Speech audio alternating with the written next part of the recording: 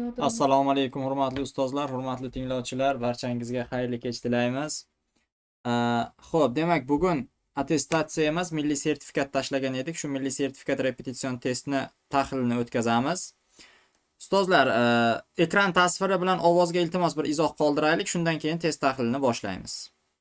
Muhokama uchun guruh havolasini kanalga tashlab qo'ydim. Shu guruh havolasini bosib guruhga kirib bemalol fikrlarni yozib ketaversak bo'ladi.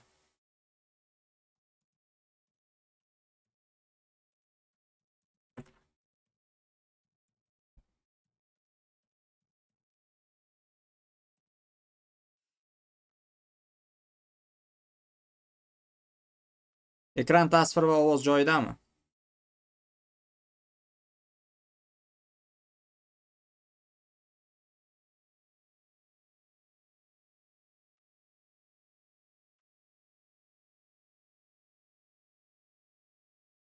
Ekran ko'rinmayapti debdilar. Ekran va ovoz. Agar bitta ustozimizda yaxshi bo'lib qolganlarda ekran sifati past bo'lsa, u demak ustoz o'zingizdagi aloqani bir tekshirib olasiz. Xo'sh, demak barcha ustozlarimiz tayyor. Men esa tahlilni boshlayman ustozlar. Berilgan savollarga javob berib ketaverasiz. O'sha guruhga javob berib ketaverasiz imkon qadar. Demak boshladik ustozlar. Birinchi savol imlodan boshlaymiz. Imlo o'zgarmas, bir xil qolipdagi imlo savollarimiz keladi. Xo'p, demak mana qarang. A javob. Demak bizga noto'g'ri yozilgan so'zlar qatorini aniqlash kerak ekan. A javobda vodorod to'g'ri yozilgan chiqib ketadi. C javobda o'sha ateizm to'g'ri yozilgan chiqib ketadi. B javobda xayr, ehson, chopon, chorpaqil hammasi to'g'ri yozilgan, u ham chiqib ketadi va bizda D javob qoladi. Buldozer, burunduq, buzuq so'zlari imloviy jihatdan xato yozilgan so'zlar bo'ladi va birinchi savolga D javob bo'ladi ustozlar. Xo'p, ikkinchi savolga o'tamiz. Qaysi javobda barcha so'zlar, qarang, barcha so'zlar qo'shib yozilishi kerak? Xo'p, A javobda buyruqbozlik, bo'ltak-so'ltak. Bo'ltak-so'ltakni chiziqcha bilan yozish kerak. Daryoyi azim, dashti biyobon chiziqcha bilan bo'lish kerak. Kilovat soat chiziqcha bilan bo'lish kerak va bizda o'z-o'zidan yana D javob. Naycha payvand, saylov oldi, tele eshittirishlar qoladi. Xo'p, imloni bilasiz. Imloni lug'atlardan ko'rib bemalol topib olsangiz ham bo'ladi ustozlar. Uchinchi savol o'sha leksikologiya bilan bog'liq bo'lgan savolga o'tamiz ustozlar. Xo'p, bu yerda temirning zangi ot so'z turkumi debdi va uning o'sha leksik tahlili so'ralgan ustozlar. Qarang, omonimi tokning zangi. Tokda ham o'sha adashmasam zang degan kasallik bor edimi? O'shanda tokning zangi deganda omonimi bemalol tusha oladi. Demak, biz bir ikkilanmasdan birini ola olamiz. Ko'p ma'noligi ko'ngil zangi deydi. O'sha ko'ngil zangini o'zimizdan aritishimiz kerak deganda temirning zangiga nisbatan ko'p ma'nolik bo'lib o'tadi. O'shaning uchun mana 2 ni olamiz. Xo'p, sinonimi bong ovoz debdi. Sinonimi emas, omonimi bo'lish kerak. U chiqib ketadi. O'z ma'nosining antonimi jim debdi. Yo'q, bu xato, 4 ham chiqib ketadi. Va bizlarga ustozlar mana shu 3-savolimizga birinchi va ikkinchi tahlildagi o'sha so'zlar to'g'ri keladi. Ya'ni C javob bu yerga mos tushar ekan ustozlar. 4-savolga o'taman. Xo'sh, 4-savolga qaraymiz. Bir-biri bilan sinonimlik hosil qila oladigan so'zlar kerak. Qaysar, pastkash, o'jar debdi. Qaysar bilan o'jarni olsak bo'ladi, lekin pastkash ularga mutanosib tushmay qoladi. Xo'p, B javobda gard, loy, chang debdi. Demak, endi qarang, o'zi bilan loy bilan gard yo'q, loy bilan chang umuman boshqa narsalar-ku. Shuning uchun bir-biriga bular mutanosiblik bermaydi. Xo'p, ovoz joyida menimcha ustozlar. Ovozda hech qanday muammo yo'q shekilli. Ovoz yo'q bo'lsa, o'zingizda aloqani tekshirib oling. Ovozga bir izoh qoldirib ketaylik ustozlar. Xo'p, davom etaman men ungacha. Ovoz bor deb yozingizlar. Qolganlar ovoz borligini bilsin ustozlar. Ovoz bor deb yozing.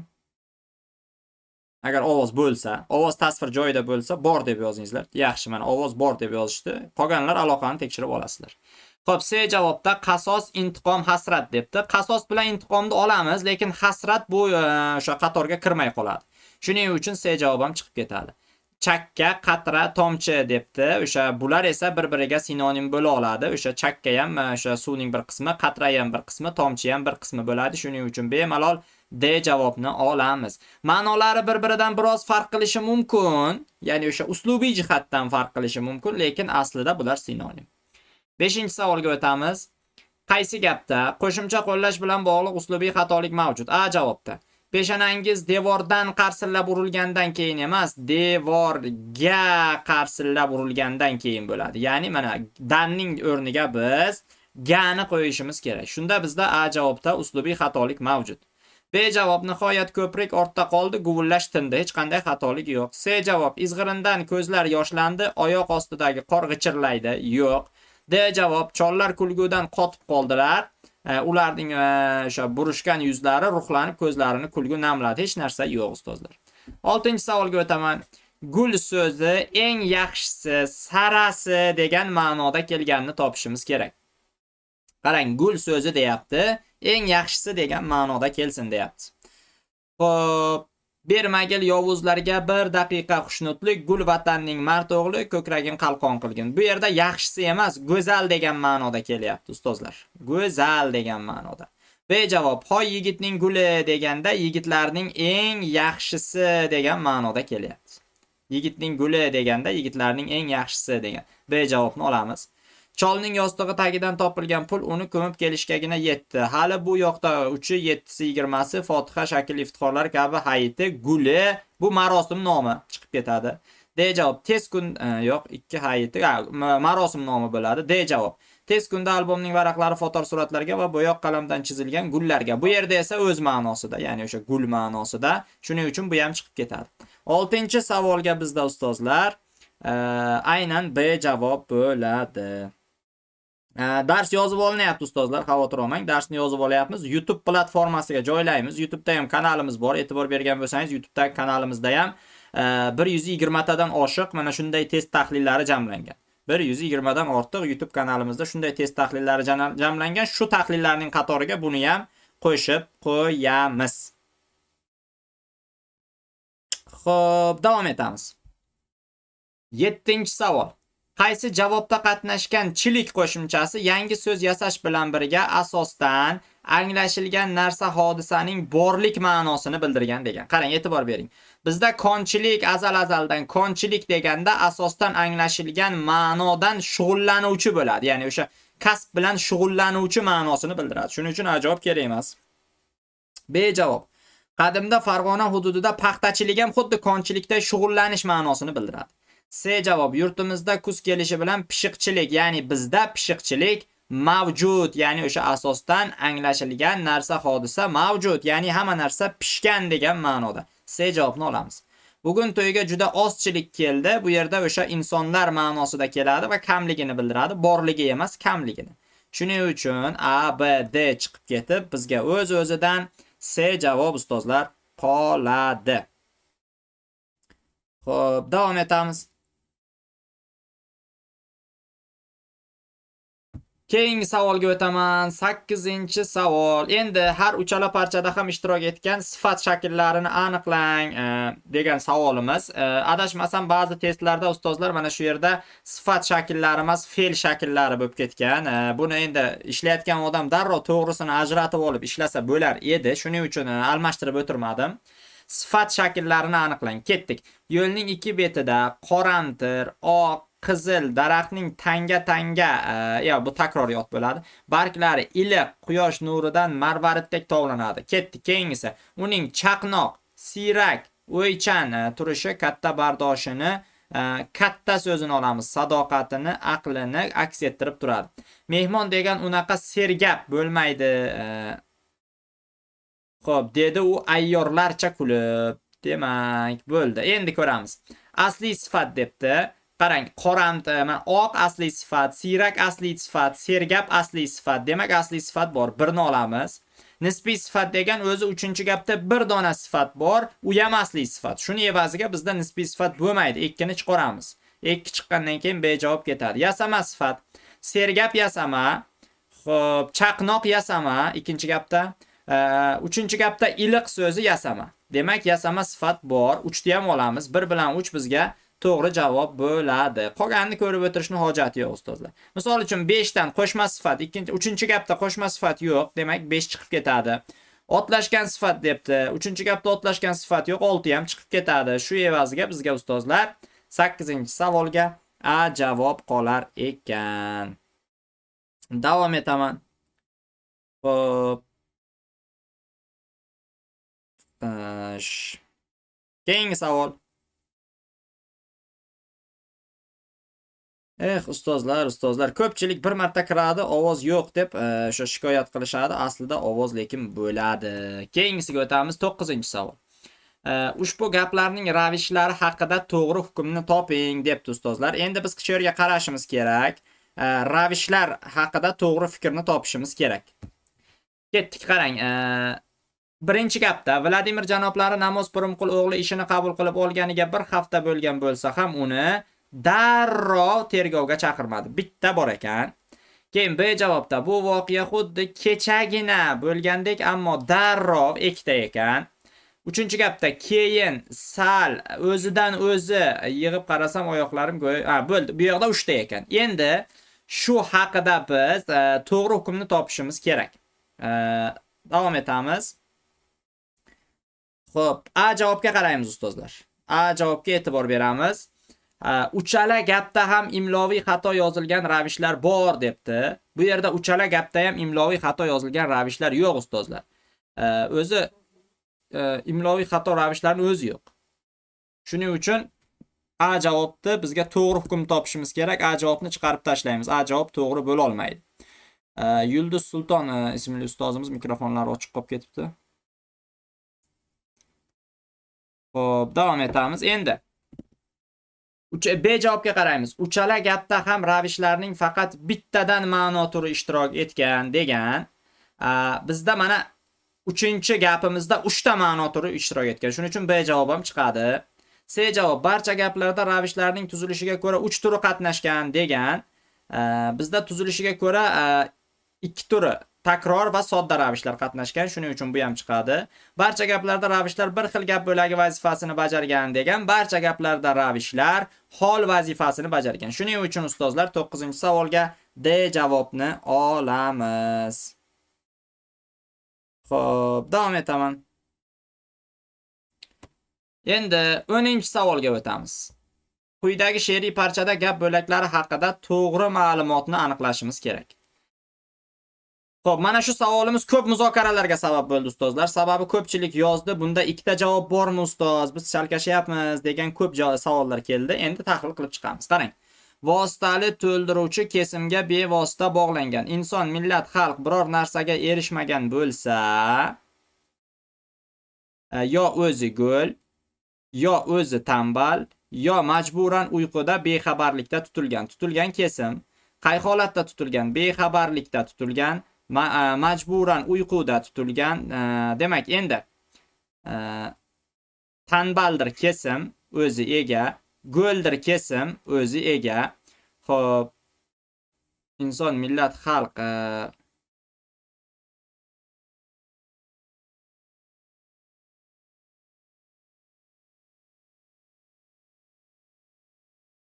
xo'sh, demak, endi bizda bu yerda to'g'ri ma'lumot so'ralgan ekan. Hol kesimga bevosita bog'langan debdi. Bexabarlikda tutilgan, hol kesimga bevosita bog'langan. Bunda muammo yo'q. Xo'p, B javob to'g'ri ekan. Ot bilan ifodalangan ot kesim ishtirok etgan degan. Go'l, tambal, bular fe'l bilan ifodalangan. Bu xato ekan. Qo'shma fe'l bilan ifodalangan fe'l kesim mavjud emas debdi. Erishmagan bo'lsa, millat, xalq biror narsaga erishmagan bo'lsa, qay holda bo'lsa, erishmagan. Qo'shma fe'l bilan ifodalangan fe'l kesim mavjud emas debdi. Xo'p, demak ustozlar, mana shu javobimizda mana shu savolimizda erishmagan bo'lsani ko'pchilik qo'shma fe'l deb o'ylashi mumkin, lekin bu qo'shma fe'l emas. Demak, qarang, mana bu yerda bu hol qay holda bo'lsa, erishmagan bo'lsa bo'ladi. Nimaga erishmoq? Narsaga erishmoq mana bu to'ldiruvchi bo'ladi. to'ldiruvchi kesimga emas, balki holga bog'langan bo'ladi. Shuning uchun vositali to'ldiruvchi kesimga bevosita bog'langan degan fikr xato fikr bo'ladi.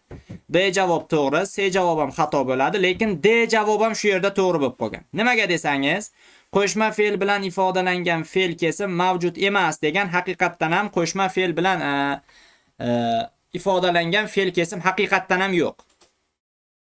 Haqiqatdan ham yo'q. Shuning uchun ustozlar, bu mana shu savolimizga, aynan mana shu 10-savolimizga B va D javoblar to'g'ri bo'lib qolgan. B va D javoblar. Endi lekin botga ustozlar B javob kiritilgan. Botga B javob kiritilgan ustozlar. Shunga e'tibor berasiz. Davom etamiz. Xo'sh. Keyingi savolga o'taman. 11-savol. Gapda so'zlarning mazmun va grammatik jihatdan bog'lanishi to'g'ri ko'rsatilgan javobni aniqlash kerak. Kechqurun kelsa, demak, ho'kiz kechqurun qorni ochib, charchab kelsa, uning oldiga bir bog' quruq poyani tashlab qo'yar ekan. Demak, kechqurun kelsa, haqiqatdan ham to'g'ri, bu bor. Oldiga tashlab qo'yar ekan, demak, uning oldiga tashlab qo'yar ekan, bu ham bor. B javob ho'kiz tashlab qo'yar ekan emas. Ho'kiz kelganda ho'kizning oldiga tashlab qo'yishadi. Ho'kiz tashlab qo'ymaydi, egasi tashlab qo'yadi. Shuning uchun B javob xato. C javobda quruq poyani olamiz. Quruq tashlab qo'yar ekan. Qarang, e'tibor bering. Mana bu yerdagi quruq so'zi poyaga tobe. Tashlab qo'yadigan emas, poyaga tobe. Shuning uchun bu ham chiqib ketadi. D javobga qaraymiz. Uning qorni debdi, kechqurun kelmoq. Xo'p, uning so'zidan keyin qorni so'zi qatnashmagan. Qorni so'zi uning so'zidan oldin turibdi. Demak, bu degani unga bog'lana olmaydi degani. Bundan chiqib ketadi. Ya'ni o'sha uning qornidan chiqib ketadi va bizda ustozlar 11-savolga A javob qoladi. Davom etamiz. Keyingi savolga o'taman. 12-savol. 12-savol. Qaysi gaplarda vergul bir xil punktuatsion qoida asosida qo'yilgan? Vergul haqida gap ketyapti. Shundan bechora Said iltimos qilmish darrov vasiyat ta'mini aytay agar bo'lsa bemalol. Xo'p, demak, mana birinchi gapimizda ustozlar qo'shma gaplar orasida qo'yilgan. Ikkinchi gapda keling shu o'tinish belgilarini sizdan so'rasamchi, ikkinchi gapda nima uchun qo'yilgan? Qani bir izoh yozaylik. Izohni ham yozib turaylik, to'xlab qolmaygina. Kechki paytga dars boshladik. Ikkinchi gapimizda uzoqdan, kunbotish tomondan g'ira-shira uchqun ko'rinib qoldi. Ikkinchi gapimizda qani kim yozadi? Qanday o'sha qoida bo'yicha vergul qo'yilgan? Ikkinchi gapimizda qanday qoida bo'yicha vergul qo'yilgan? Qani kim yozadi? Yozamiz ustozlar. Ikkinchi gapimiz bo'yicha qanday qoida bo'yicha? Xo'p, juda to'g'ri. Mana javoblar kelib boshladi. Rahmat ustozlar. Ikkinchi gapimizda ustozlar to'g'ri aytyapsiz. Ajratilgan bo'lak uchun qo'yilgan. Ajratilgan bo'lak deb yozamiz. Xo'p, endi 3-gapga o'tamiz. Hushyor bo'lish har bir fuqaroning vatan oldidagi muqaddas burchidir. 3-gapda nima uchun qo'yilgan? Qani? 3-gapda nima uchun qo'yilgan? 3-gapda nima uchun qo'yilgan?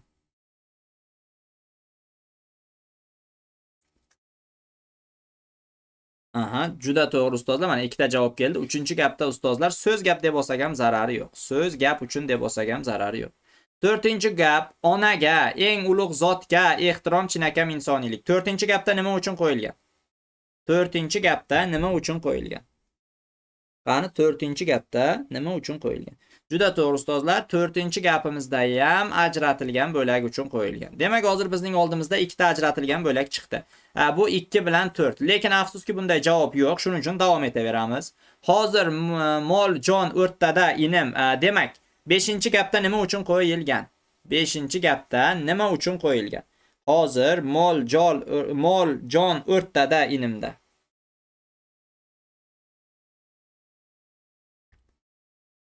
Inim so'zi bu yerda ustozlar undalma bo'ladi. Undalma.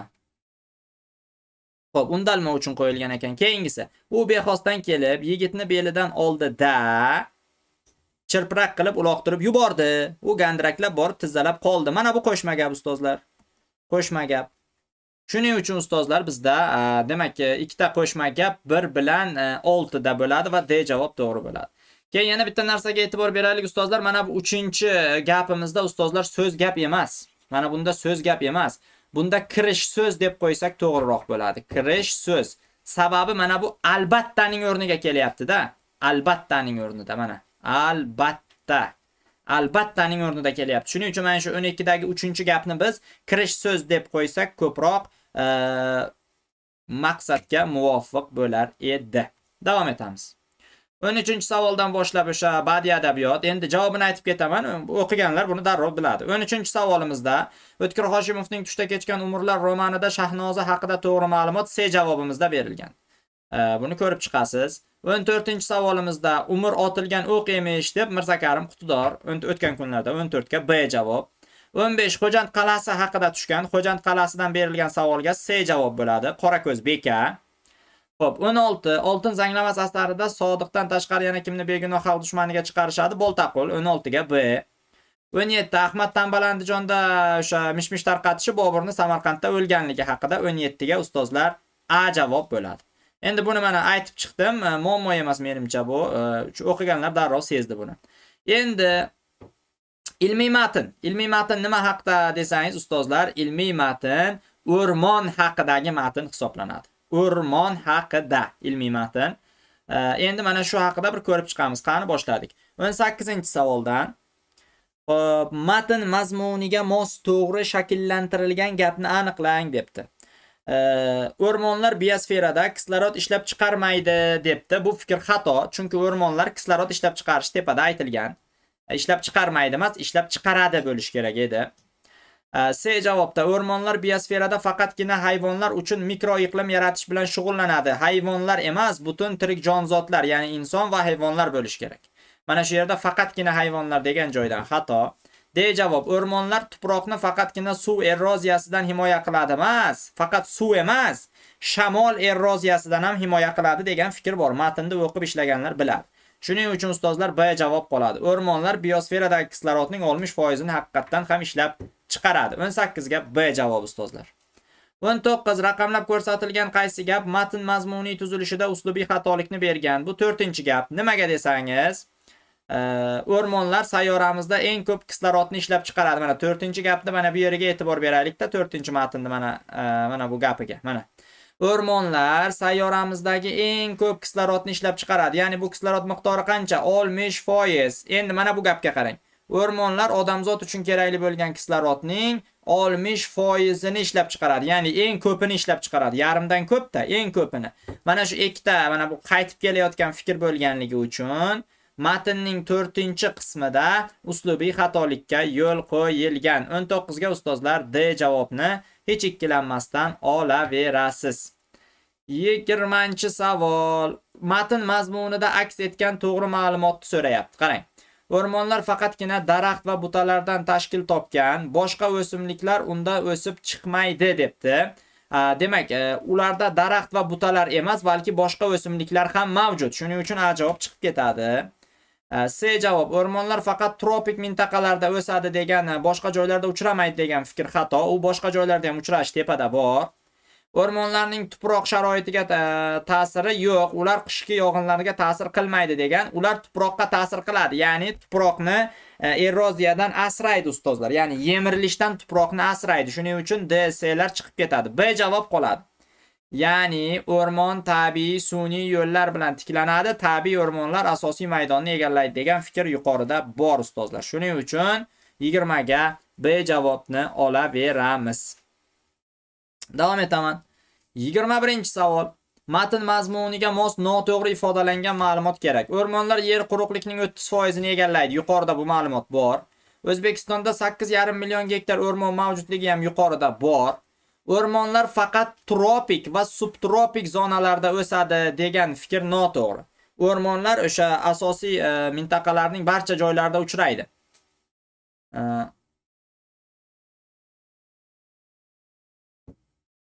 Mana bu yerda kislorodni 60% ni ishlab chiqarishni boya ko'rib o'tdik. Bizga tegishli bo'lgan kislorodni 60% ni beradi, ulushga ega. Faqatgina C javob xato. 22 quyidagi qaysi ma'lumot muqobil debdi. Demak, o'rmonlar faqat shimoliy yarim sharda emas, janubiy va shimoliy ikkita yarim sharda ham uchraydi. Javob muqobil emas, bizga muqobili kerak. O'zbekistonda o'rmonlar hududi maydoni 8,5 million. Bu bor. Bu bor, shuni olamiz. O'rmonlar biosferada kislorodni 100% emas, balki 60%. Tabiiy o'rmonlar sun'iy o'rmonlardan kam maydonni egallaydi emas, teskarisi. Sun'iy o'rmonlar tabiiy o'rmonlarga nisbatan kam maydonni egallaydi, shuning uchun D ham xato. 22 ga bizda ustozlar B javob qoladi. Notiq matni berilgan. Notiq matni o'sha oilaviy sharoitda notiqning o'zini tutishi, xotini bilan bo'ladigan munosabatlari haqida o'sha fikrlar keltirilgan rafiqasi bilan. Endi ko'ramiz. Badiiy matnni bilasiz, badiiy matnni o'qib chiqsangiz hech qiynalmasdan ishlasa bo'ladi. Faqatgina yaxshilab o'qib chiqish kerak. Boshqa muammoli joyi yo'q buni. Endi 23 ga. Asarda qanday badiiy maqsad ifoda etilgan desa, asarda er va xotin o'rtasidagi munosabatlarning kulguli tomoni notiqning rasmiyligi hajviy uslubda tasvirlangan ustozlar. B javobni olamiz. Notiq obraziga mos berilgan javob. Notiq har qanday sharoitda gapirayotganda o'ta tafsilotlarga beriladi, rasmiyatchilikdan qochmaydi, natijada vaziyatni o'ziga xos tarzda og'irlashtirib yuboradi. Ya'ni o'zi bilmagan holda vaziyatni o'z minus tarafga, ya'ni og'ir tarafga surganini ko'rishimiz mumkin. Xotini bilan bo'lgan, rafiqasi bilan bo'lgan munosabatida.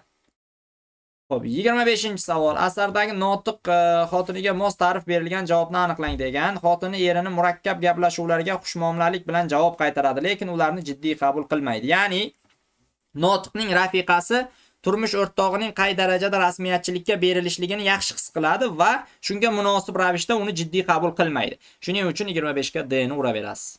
26 da birinchi raqam berilgan. Mana birinchi raqamga mana bu yerga qarasangiz, qani dedi, bir nima demaysizmi? Bir nima deyayimmi? Voy, hali indamasdan ichmoqchimisiz deb mana bu yerda notiqning o'sha fikri, notiqqa berilgan fikr bor. Bunda kinoya va kesatiq bor. Ya'ni shunday ham ichasanmi? Bir narsa deganda kinoya bor. 26 ga C javobni olasiz.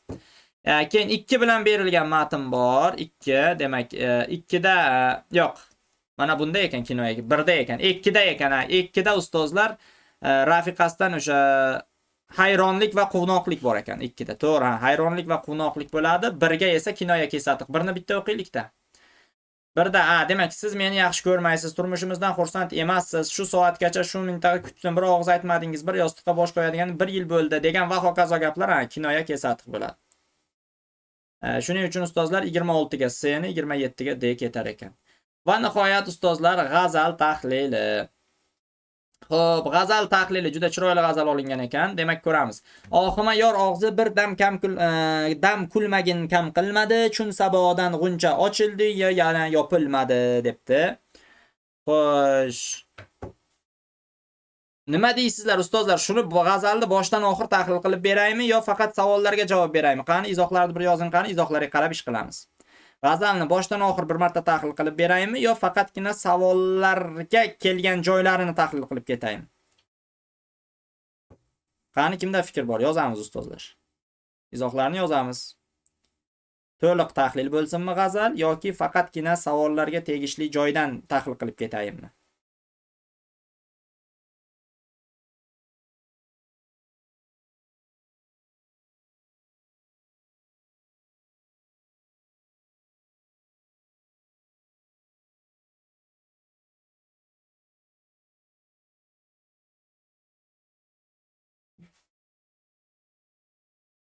Xo'p, demak, menimcha ancha ustozlarimizni ko'pchiligi to'liq tahlil so'rashyapti. Mayli, qisqaroq bo'lsa ham bir jumlalarning ma'nosini aytib ketaman. Qarang.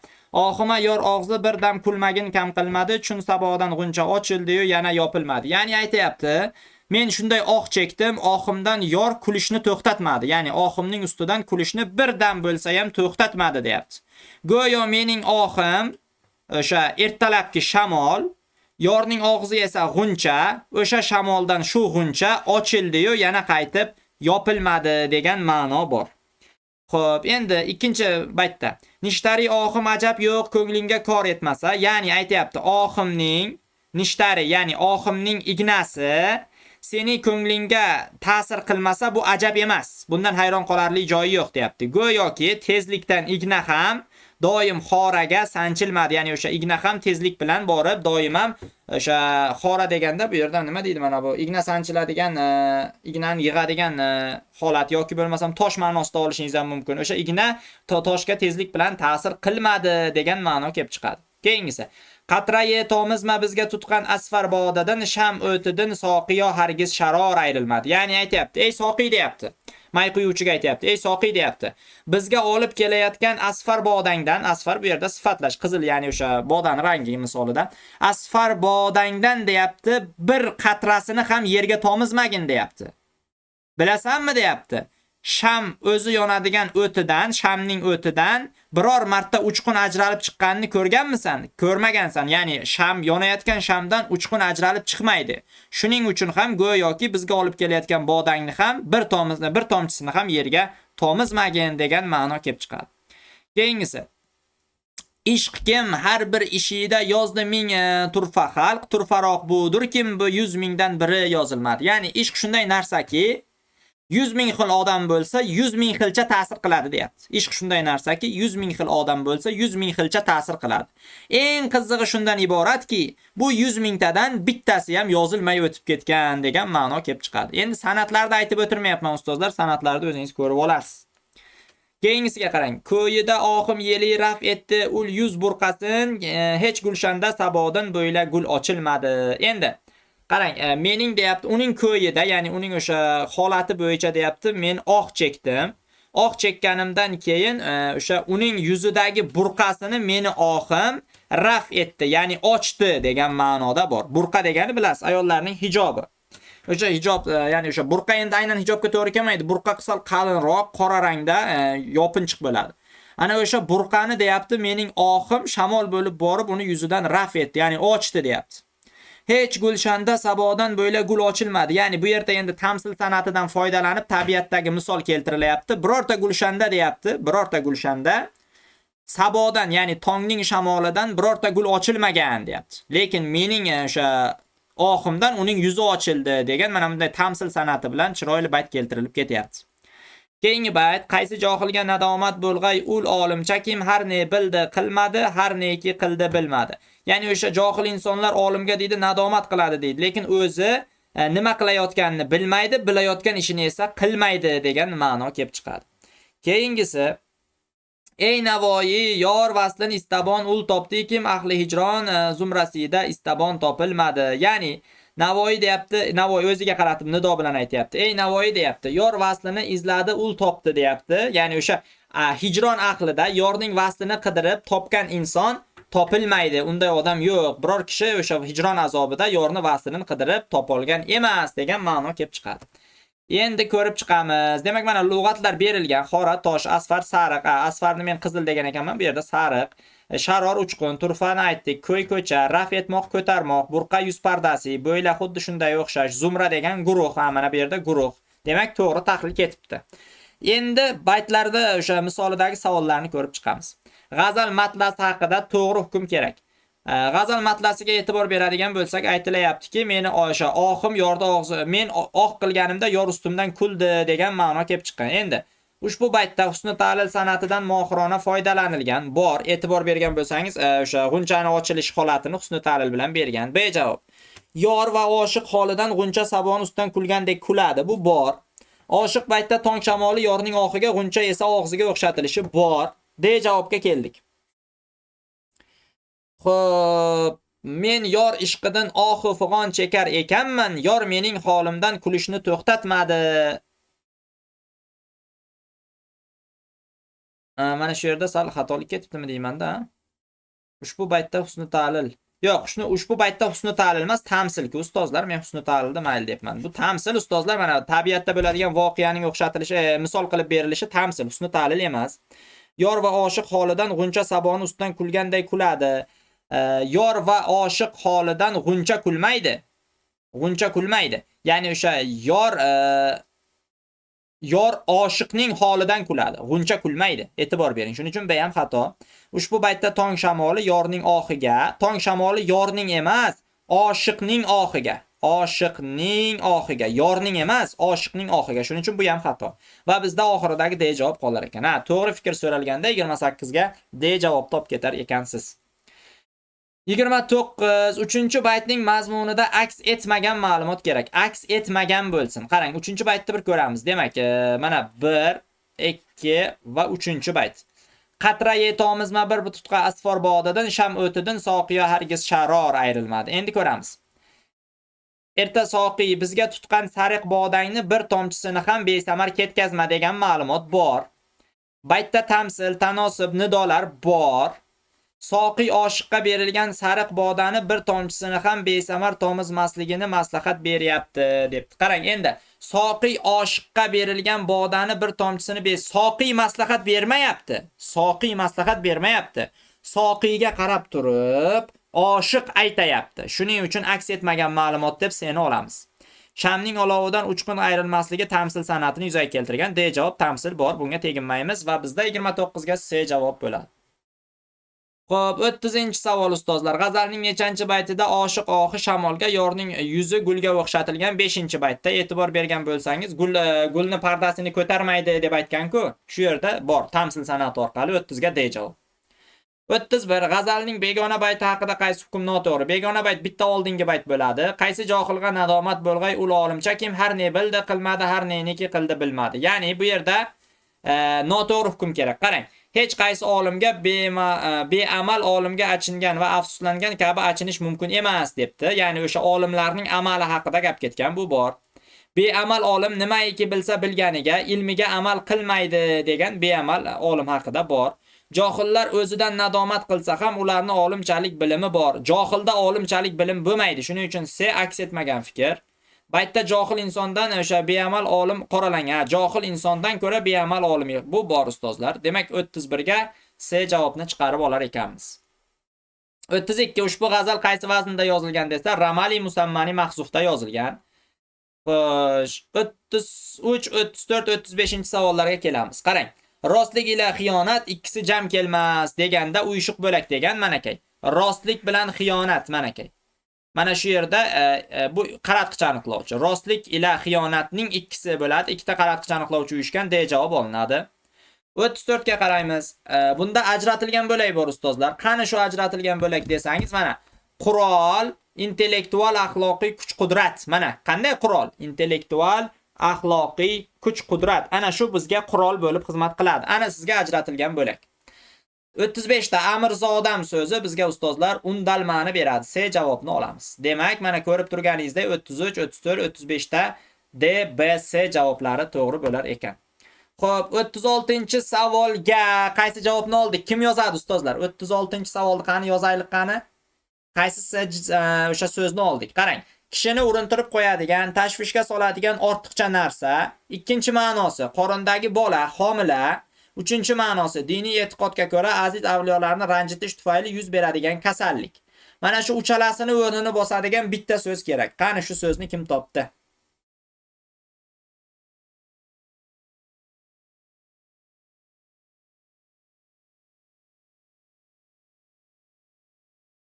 Aha, to'g'ri javoblar keldi. Juda to'g'ri ustozlar. Bu savolimizga javob yuk bo'ladi.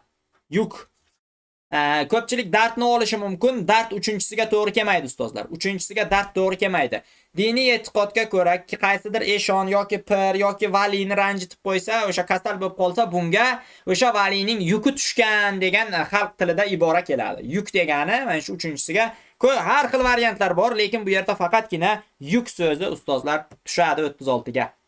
37 ga tinish belgilar so'ralgan. Siz menga farzandga yaqin bo'lmoqchimisiz? Mirzo so'radi Shayboniyxon muloyim tovush bilan.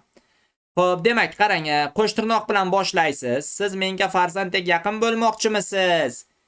Bitta vergul qo'yasiz. Sababi mana Mirzo bu undalma. Undalmadan oldin vergul qo'yasiz. Keyin mana undalmadan keyin bittagina o'sha qaus nima deydi? So'roq qo'yasiz. So'roq qo'yasiz. Keyin qo'shtirnoqni yopasizda tire qo'yasiz. So'radi Shayboniyxon muloyim tovush bilan. Oxirida nuqta qo'yasiz. Mana aka ustozlar, mana shunday tinish belgilari qo'yiladi. Mana shu so'radidan oldin mana shu 3 ta tinish belgisi bo'ladi. Demak, mana aka javoblar bu yerda 37 da aks etgan. Vazn bilan bog'liq savollar deyarli tushmaydi ustozlar. Men shu paytgacha vazn bilan bog'liq savollarni ko'rmaganman, lekin endi nima deydi? Men bitta qo'ydim-da. Bir hushyorlikka chaqirish uchun qo'ydim, lekin vaznlar bilan bog'liq savollarga hech ko'zim tushmagan. Endi keyingisiga o'tamiz. Quyidagi gapda qaysi qo'shimcha uslubiy xato qo'llangan degan. inson ilk bor dunyo yuzini ko'rilganda nozik va zaif mana ko'rganda bo'ladi. Ko'rilganda emas, ko'rganda. Shuning uchun ilk qo'shimchasi bo'ladi. Keyingi gapimizda belgilangan so'zlarni, gap bo'laklarini aniqlashimiz kerak. Mavjudotlardir bu ot kesim bo'ladi ustozlar. Faqat kesim deb yozsangiz bo'ldi. Ularning so'zi qaratqich aniqlovchi bo'ladi. Faqat aniqlovchi deb yozsangiz bo'ldi. 39 ga. Boshqa muammoli joyi yo'q. Keyingi savol, 40-savol. Xo'p, gapdagi so'zlarning mazmun va grammatik jihatdan bog'lanishini tahlil qilishingiz kerak. Qarang. Uning so'zi, birinchisi ajratib ko'rsatilgan so'z tobe bo'lib kelgan so'z. Uning so'zi olamiga nisbatan tobe. Uning olami bo'ladi. Endi siz olami emas, olamini deb yozishingiz kerak. Ya'ni tarkibidagi qo'shimchalarni to'liq yozishingiz kerak. Endi qarang. O'ylash so'zi qaysi so'zga tobe? Ko'rsatilgan so'z tobe bo'lgan so'z. O'ylash so'zi xatoga tobe. Chunki xato kesim, o'ylash ega. Shuning uchun xatodir. Yo'q, o'ylashni so'ragan ekan, o'ylash so'zini yozishingiz kerak.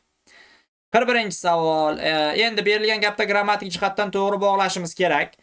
Inson bu voqealardan xabardor bo'lishadi. Bu voqealar to'g'risida o'z fikrlarini bildirishadi. Demak, mana bu yerda ustozlar va'ni qo'ysak, ikkita qo'shma gap shakllanadi.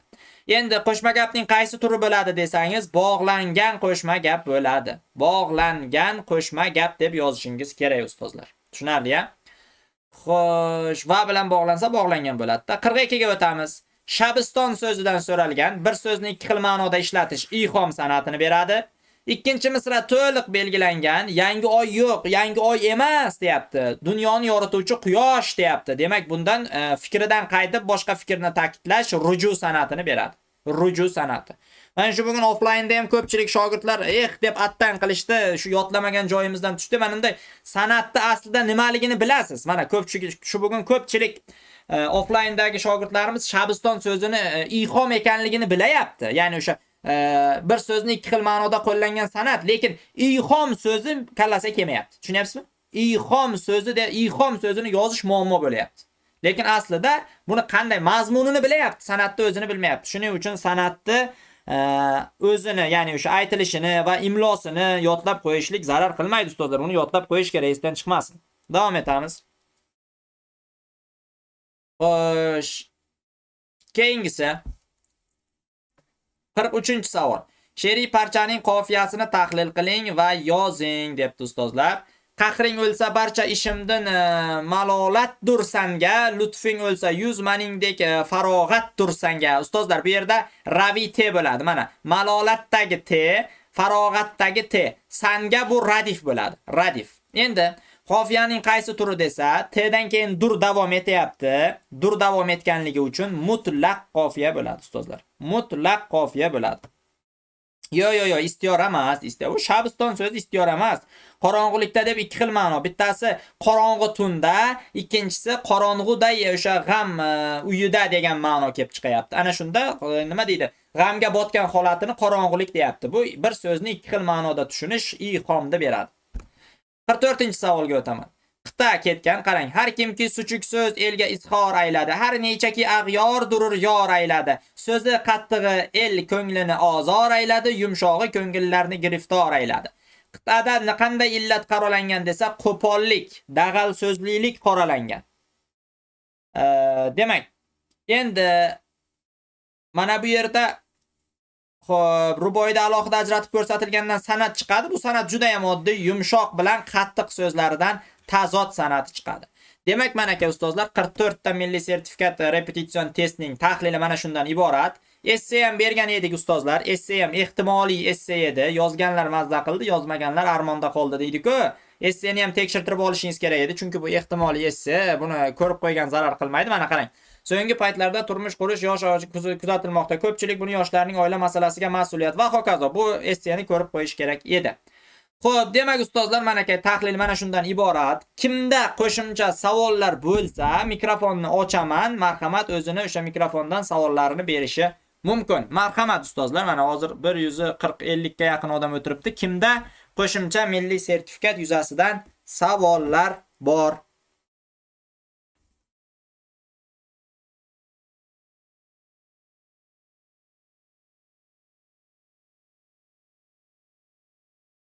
Xo'p, Mahbuba Turdiyeva ustozimizdan marhamat, savol bo'lsa. Savollar bo'lsa beramiz ustozlar. Tortinmay savollarni bering. Menga savol bor. Assalomu alaykum. Assalomu alaykum ustoz, eshitaman. 40-savolda ani 41da aga men nanani qo'yuvdim. Hozir va qo'yildi.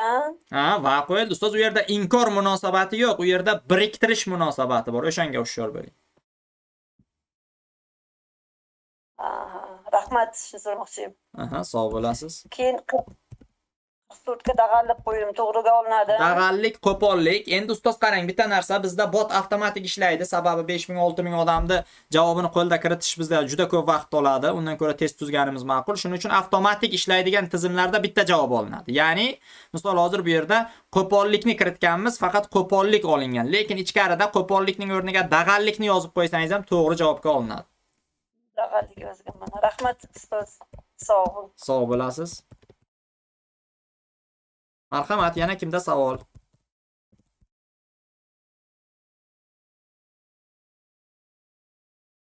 Ustozlar, agar savol bo'lmasa, o'sha dars haqida fikrlar degan post qoldirdim. O'sha yerga izohlaringizni yozib ketsangiz xursand bo'lar edik. Marhamat, yana bitta ustozimizning mikrofonini ochdim. Savol bo'lsa eshitaman. Faqat tezroq beramiz, chunki boshqa ustozlar ham savol berishi mumkin. Demak, ustozimizda savol yo'q ekan. Yulduz Sulton ustozimiz, marhamat. Yulduz Sulton ustoz, assalomu alaykum. Savol bo'lsa marhamat. Yulduz Sulton ustozimizda ham savol yo'q ekan. Yana keyin nuqta profilining egasini ham Savolim bor ustoz. eshitaman. Savolni ayting bo'lmasam ustoz. Mikrofonni ochmay gapirmanda ustoz. Aha. Bugungi uchragan savollar ichida unday savol ko'rmadim, unday guruhda-ku, lekin baribir shu narsa bo'ladi. Grammatik bog'lanishlar sonini ayting yoki grammatik bog'lanishlarni izohlang degan savol bo'ladi. Ustoz, men shunda ko'p ikkilanib qolyaman. Grammatik bog'lanishlarning turini ayta olasizmi? Qisqa qilib, masalan, so'z birikmasi ham grammatik bog'lanish, teng bog'lanish ham grammatik bog'lanish, keyin gapni ham grammatik bog'lanish desam bo'ladimi, nima deysiz? Aha, tushunarli ustoz. Qarang, endi izoh beraman savolingizga. Birinchi o'rinda grammatik bog'lanishning turlari so'ralganda, grammatik bog'lanishni faqatgina ustoz ikkita turi bo'ladi. Grammatik bog'lanishda bor yo'g'i ikkita tur, teng va tobe bog'lanish bo'ladi. Endi buni bilaman. davom etaman ustoz, qarang. Endi sizdan agarda siz aytayotgan narsalarni so'rasa, bilasizmi nima deb so'raydi? Grammatik bog'lanishdan hosil bo'lgan birliklar. Ya'ni grammatik bog'lanishdan qanday birlik hosil bo'ladi? Ikkita so'z bir-biriga teng bog'langan bo'lsa, bu ham grammatik bog'lanish. Ikkita so'z bir-biriga tobe bog'langan bo'lsa, ya'ni o'sha so'z birikmasi bo'lgan bo'lsa ham yoki ega kesim bog'lanishi ham, bu ham grammatik bog'lanish. Grammatik bog'lanishga so'zlarning bog'lanishini barcha turi kiradi, faqat iboradan tashqari. Barcha turi kiradi. Ana endi sizdan so'z birikmasini so'raydigan bo'lsa ustoz, so'z birikmasini so'raydigan bo'lsa, bunda teng bog'lanishlar bilan ega kesim bog'lanishini olmaysiz. Qolganini olasiz. Mana shunday tartibda bo'ladi. To'g'ri. Faqat tobiy bog'lanish olinadi, ega kesimdan tashqari. Ha, faqat tobe bog'lanish ega kesimdan tashqari so'z birikmasi so'ralganda olinadi. Bo'ldi, rahmat. Sog' bo'lasiz ustoz. Tursunova va Abdulloh degan ustozimiz bor ekanlar, marhamat. Savol bo'lsa faqat tez ustoz savol beramiz, mikrofonni ochib. Bitta bosamiz mikrofon ochiladi. Menga aytdimi? Assalomu alaykum ustoz. Assalomu alaykum. Ustoz, ana 22-chi adashmasam 22-chi raqamda shu savolning muqobilini toping deganda savolni mazmuniga tushunmayapman-da. 22. Demak, tushundim. Mana bu savolda aytyapsiz. Mana ekraningizga chiqardim. Muqobili degani, ya'ni shu fikr, ya'ni javobda uchrayotgan fikr matnning ichidagi ma'lumotlarga mos tushsin degani. Ana shu muqobili degani. Muqobil emas degani mos tushmaydiganini qidiring degani. Tushunarli. O'sha mosligi, mos fikr bo'lsa shu olinar ekan muqobil degan. Ana shu olinadi ustoz. Boshqa muammo yo'q. Xo'p, rahmat. Sog' bo'lasiz. Keyingi ustozimiz Umida 32 profilning egasi. Marhamat ustoz, agar savol bo'lsa, bemalol mikrofonni bosib gapirasiz. Mana aka ochdim mikrofoningizni. Umida 32 profilning egasi. Xo'p, menimcha savol yo'q, ha? Mikrofoningiz yopiq turibdi. Agar bitta bossangiz ochiladi ustoz. Assalomu alaykum ustoz. Assalomu alaykum. Shu namunali esseni niqasini bizga tashlab bersangiz, o'shanga qarab bir yozishni nima qilarmidik? Unday bo'lsa, Namunali esse bormi? qarang, ustoz kecha adashmasam, kecha edi. Kecha esse bo'yicha dars tashkil qilgan edik ustoz. O'sha darsni audiosini tashlab, videosini, audiosini tashlab qo'yamiz. Shunaqa qiling, rahmat ustoz. Sog' bo'lasiz ustoz. Hop. Xo'p. Kumush shogirdimiz ham qo'l ko'taryapti. Marhamat Kumush, agar savoling bo'lsa bemalol berishing mumkin, offlayndagi shogirdimiz. Savol yo'q, ha? Menimcha savol yo'q. Xo'p, Kamola Bo'riyeva ustozimiz. Ustoz, assalomu alaykum. Assalomu alaykum Kumush, yaxshimisan? Yaxshi, ustoz, 42-savolni boshqatdan bir tahlil qilib bering, iltimos. 42 ni tahlil qilamiz. Xo'sh. 42 da nima muammo desak, qani? 39, 41, 42. Xo'p, qaysi muammo senda hozir shu yerda bo'lyapti, qani? Siz ilhom olgansiz-ku, men istiora san'atini olganman. Istiora bo'ladimi, yo'qmi? Istiora bor, lekin belgilangan so'zda emas-da. Oy so'zida bor. Tug'di yangi bir oy. Ikkinchi misrada degan-ku. Ikkinchi misrada demagan, birinchi she'riy san'at. degan-ku. Yo'q, birinchi she'riy san'at degan, keyin ikkinchi she'riy san'at degan. Misrasini yozmagan, misrasini toping demagan. Birinchi she'riy san'at, mana Shabiston so'zi qavsga olingan, oqqa, qoraga bo'yab berilgan. Keyin ikkinchi she'riy san'at degan, keyin pastdagi ikkinchi chizilgan san'at belgilangan so'z bo'ladi. 42 da, mana 42 ni ochib turibman. Yo, sizlarga boshqa testmi? Hozir men ekrandagini ko'r mana. She'riy parchaning ikkinchi misrasida ifodalangan she'riy san'atlar degan-ku. Ikkinchi misrasida degan. Ha, yo'q, bo'ldi, tushundim, bo'ldi. Bu yerda sal texnik xato bo'lgan, shunga chalg'igan bo'lishi mumkin. Ikkinchi misrasida ifodalangan she'riy san'atlar deganda, bu yerda sal xatolik ketibdi-da, mayli, hozir. Xo'p, yangi oy yo'qki, mehri olamo'roy. Agar to'g'ri, bu jihatdan yondashadigan bo'lsak, ruju bilan istiora bo'ladi. Istiora bo'ladi. Bunga yo'q, inkor qila olmaymiz. To'g'ri, fikring to'g'ri. Ruju bilan istiora, to'g'rimi? Mana qarang, bu yerda sal texnik xatolik bo'lib qolganda, men mana savolni o'zini o'zgartirmasdan faqatgina bayt qo'yganman-da, keyin pastda nima deydi, san'atlar topishni so'raganman, lekin baytda mana Shabiston bilan yangi oyni so'raganman. Mana bir yangi oy yo'qki, mehri olamaroy deganlarini so'raganman-da. Bu yerda keyin botga ihom bilan rujuni kiritganman. Agarda mana bu tepadagi savol bo'yicha biz buni tahlil qilib chiqadigan bo'lsak, ruju bilan istiora bo'ladi. Faqat shu yerda sal yo'q. Ikkinchi misrasi emas bu. Kumush, qara, bu ikkinchi misrasi emas. Parchaning ikki misrasida deyapti. Bu katta bir dostondan olingan parcha-ku. Meni chalg'itib yubording. Bu ikkinchi misra emas. To'g'ri, bu ikkinchi misra emas. Bu parchaning ikkita misrasida berilgan san'at degan. Ya'ni birinchi va ikkinchi misrasi, ikkita misrasida degan. Bu yerda inchi qo'shimchasi yo'q, istiora bo'lmas ekan. To'g'ri, ihom bilan ruju. Yo'q, ihom bilan ruju, hech qanday muammo yo'q bunda. Savolda hech qanday xatolik yo'q. Ihom va ruju bor. Shunday ustoz. Xo'p, yana bitta ustozimiz Qadirbayeva ustoz, marhamat, mana mikrofoningizni ochdim ustoz. Savol bo'lsa mikrofonni bitta bosib gapiramiz. Qadirbayeva ustoz. Savol yo'q-a? Xo'p, keyingi ustozga o'taman. Dildora ustoz, Mametova Dildora ustoz. Mikrofoningizni ochdim. Savol bo'lsa bering.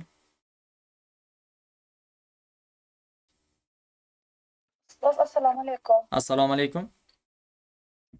Ustoz, qarang, mana bu fe'l nisbatlarida mana bu bayon qilsa, kabi qo'shma fe'llar kelsa qanaqa bo'ladi?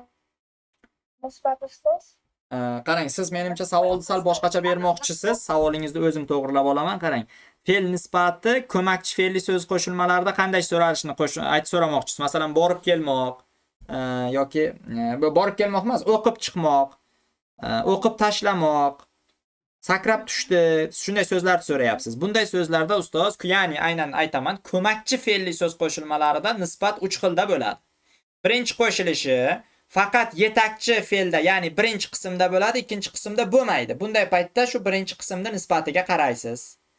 Ikkinchi qo'shilishi birinchi qismda bo'lmaydi-yu, ikkinchi qismda oxirida bo'ladi. Bunda ikkinchi qismga qarab olasiz. Uchinchi qo'shiladigan holati har ikkala qismda bo'ladi. Birinchi qismda ham nisbat bo'ladi, ikkinchi qismda ham. Masalan, o'qittirib chiqishdi, ko'rsatib kelindi va hokazo. Bunday paytlarda birinchi qismdagiga qaramaysizda, ikkinchi qismdagiga qarab olasiz. Mana shunday 3 xil holatda keladi. Masalan, o'qitib barcha ustoz o'qib tashladi. O'qib tashladi bu aniq nisbatda. Bu yerda birorta nisbat qo'shimchasi yo'q. Aniq nisbat bu. Nisbat hosil qiluvchi eng keyingi qo'shimchaga qarab turib, qaysi qo'shimchaligini bilsangiz bo'ladi. Ha, ma'qul. Mana shu fikringiz ma'qul. Oxirgi nisbat qo'shimchasiga qarab belgilanadi. Mana bu shart mayli qanday bo'ladi ustoz? Kelsa deb. U qarang, shart mayli, faqat shartni bildirmaydi. Hushyorroq bo'ling. Qo'shma gaplarning orasida kelgan paytda shartni bildiradi. U kelsa men boraman. Lekin u ba'zan mustaqil kesim bo'lib, sodda gapda ham keladi. Misol uchun, qani edi u kelsa. Qani edi u kelsa. Bunda shart emas, orzu, istak. Undan tashqari kerak bog'lamasi bilan, ya'ni kerak degan o'sha modal bilan birga kelishi mumkin. Masalan, u borsa kerak, gumon taxmin ma'nosini bildiradi. Ya'ni sani faqat shart deb bog'lanib qolmasligi kerak. Gumon taxmin, o'sha istak kabi ma'nolarni ham bildiradi. Sani ko'pirali qo'shimcha Shunda qaysi bo'ladi? Nima deysiz ustoz? Savolni yaxshi eshitmadim. Kerak. Endi qaysi nisbatda bo'ladi? U bugun yetib kelsa kerak. Ha, ana shu U bugun yetib kelsa kerak. kerak. Xo'p, kelsa kerak, u yerda hech qanday nisbat qo'shimchasi yo'q, shuning uchun aniq nisbatda deb olasiz. Aniq nisbat. Rahmat ustoz. Sog' bo'lasiz. Xo'p, marhamat, yana qaysi ustozimizda savol? Demak, Ismoilova Zulayho ustoz. Assalomu alaykum. Savol bo'lsa tezroq berasiz. Assalomu alaykum ustoz. Assalomu alaykum. Yaxshi, rahmat. Ustoz, so'z bitta gap bersada shunday qo'shimchalar turini toping deganda boya ko'makchi fe'lli so'z qo'shilmasini misol keltirdingiz-ku nisbatda. Shunday ip qo'shimchasini ham ravishdoshga sanaymizmi yoki uni sanamasdan o'tib ketish kerakmi qo'shimchalar turini sanagan? Sanaysiz ustoz, qo'shimchalar turini sanaysiz. Lekin shu gapda nechta ravishdosh qatnashgan degan paytda ravishdosh fe'lning vazifa shakli ravishdosh so'ralgan paytda u paytda sanamaysiz. Lekin shu gapda nechta lug'aviy shakl yasovchi qo'shimcha qatnashgan degan paytda unda sanaysiz. Tushuntira oldimmi ustoz? Ha, tushundim, rahmat. Sog' bo'lasiz. Xo'p, Nargiza Rozmetova ustoz. Assalomu alaykum. Marhamat, mikrofoningizni ochdim. Bitta bosib gapirasiz mikrofonda.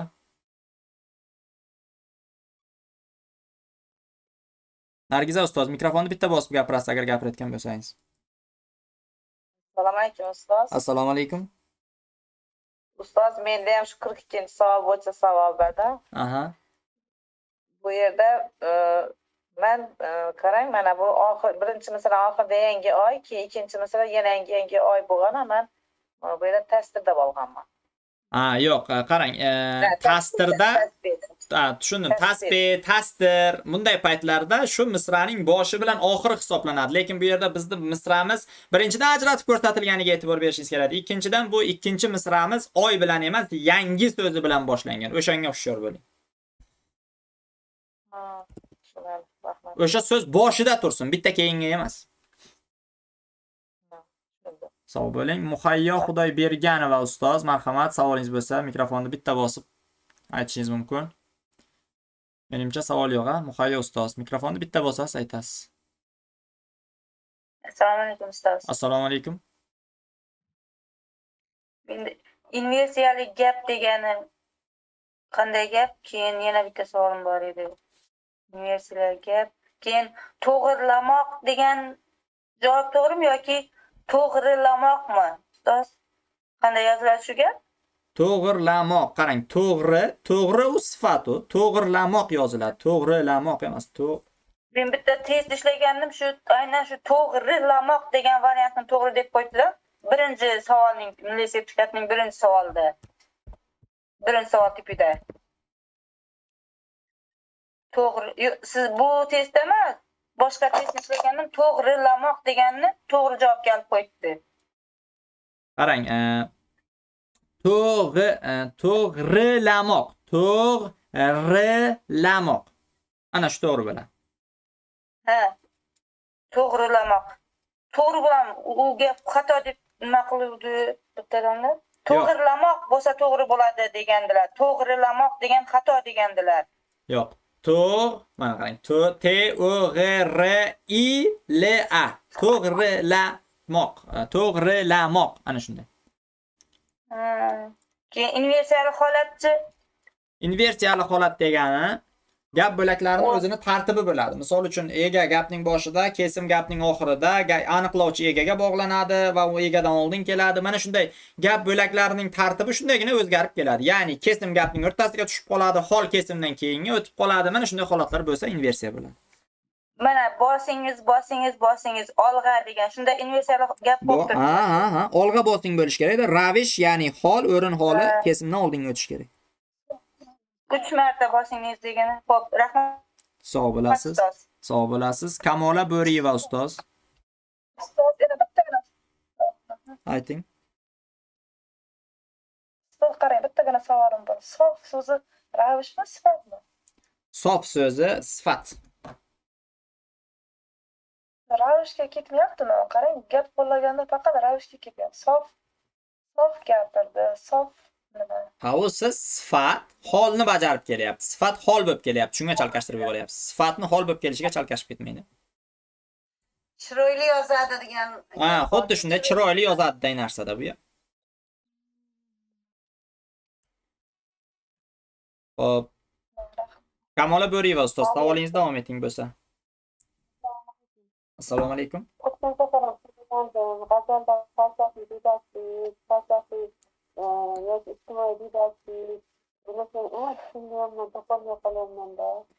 Qarang, falsafiy didaktik degani aniqrog'i tasavvufiy yo'nalishda yozilgan g'azallar. Masalan, yor ta'rifi berilib Alloh nazarda tutilsa yoki payg'ambar nazarda tutilsa, bu mana bu tasavvufiy didaktik bo'ladi. Ya'ni o'sha falsafiy didaktik bo'ladi. Ya'ni o'sha nima deydi? Tasavvufiy yo'nalishda yozilgan bo'ladi. Keyin ijtimoiy didaktik degani aholi o'rtasida nima deydi? Bunday insonlar o'rtasidagi munosabatlar asosida yozilgan g'azallar bo'ladi. Shunisiga qarab ajratasiz. Endi milliy sertifikatda xavotir olmang, bunday muammoli savol nima deydi? Tushmaydi. G'azallar bilan bog'liq bunday muammo tushmaydi sizga. Rahmat. Sog' bo'lasiz. Xo'p, oxirgi ustozimiz Hurmatoy ustozimiz bor ekanlar. Hurmatoy Mamarajabovna ustoz. Savol bo'lsa marhamat.